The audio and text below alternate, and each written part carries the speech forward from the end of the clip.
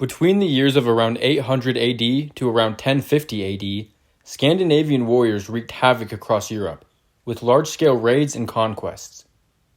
This period is known as the Viking Age. The Scandinavian peoples were legendary voyagers.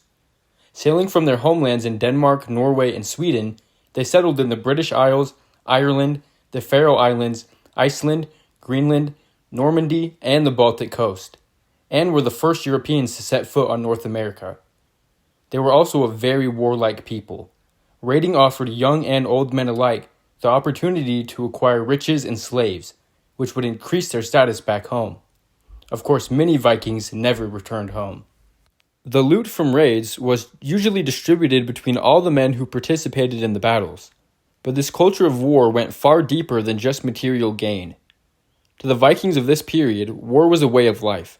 They worshipped fearsome and warlike gods, and believed that warriors killed in battle would go to Valhalla, a realm of eternal celebration, feasting, and fighting.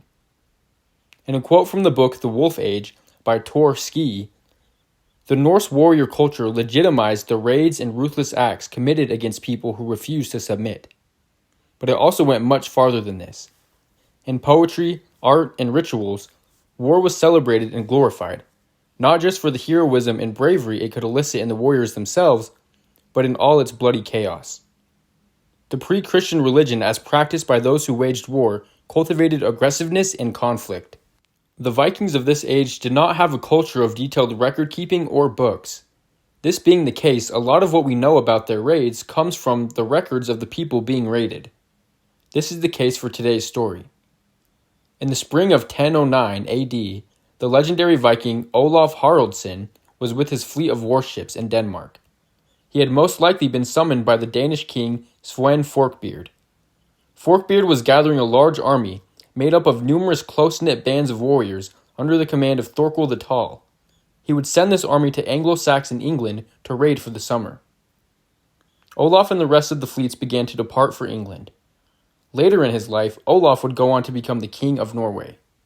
But in 1009, Olaf was just a young Viking warlord, and as Olaf led his fleet along the coast westward to England, a violent storm emerged at sea. Olaf's fleet put ashore at a place known to the Norse as Kinlimmasjöa, which was probably Kennermanland in modern-day Netherlands, which at the time was a part of the kingdom of Lotharingia. The Vikings decided they were going to do some raiding in the area. There was a Lotharingian monk named Alpert of Metz, who wrote about a great number of things, and it is from his writings that we get the account of this Viking raid. The warships sailed into the country down the river systems. Alpert describes how the people living on the rivers sent warnings inland to warn the people of the fleet's arrival, but that the Viking ships were so fast that the people living downriver and the local rulers were taken by surprise. The local population fled their homes, leaving their possessions, but the Vikings just sailed past, farther and farther inland.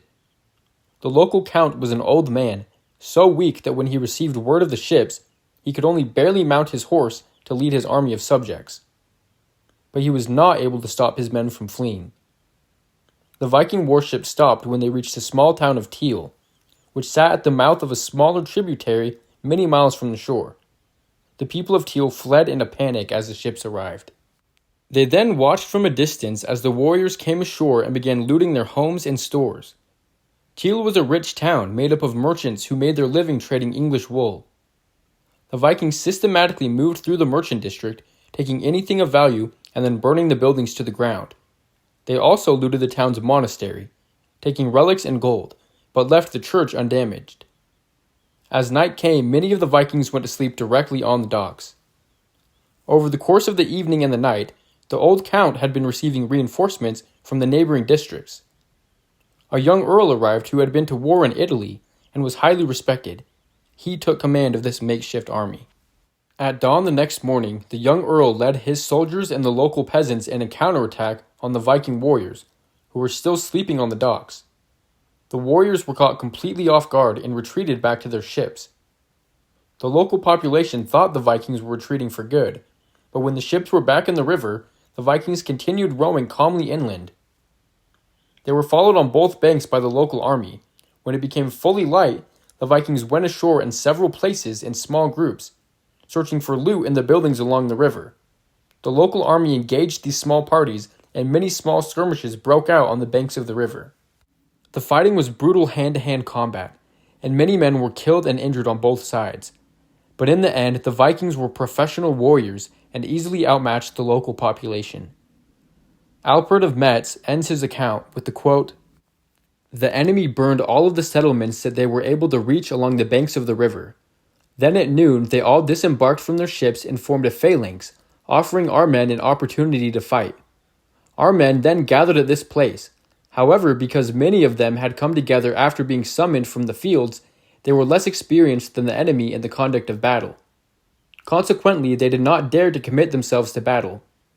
When the barbarians saw that no one was advancing to fight, they decided that they had made a sufficient demonstration of their own bravery and returned to their ships. They then withdrew without any opposition." Not long after, Olaf would lead his fleet across the English Channel for a summer of brutal and bloody raiding in England.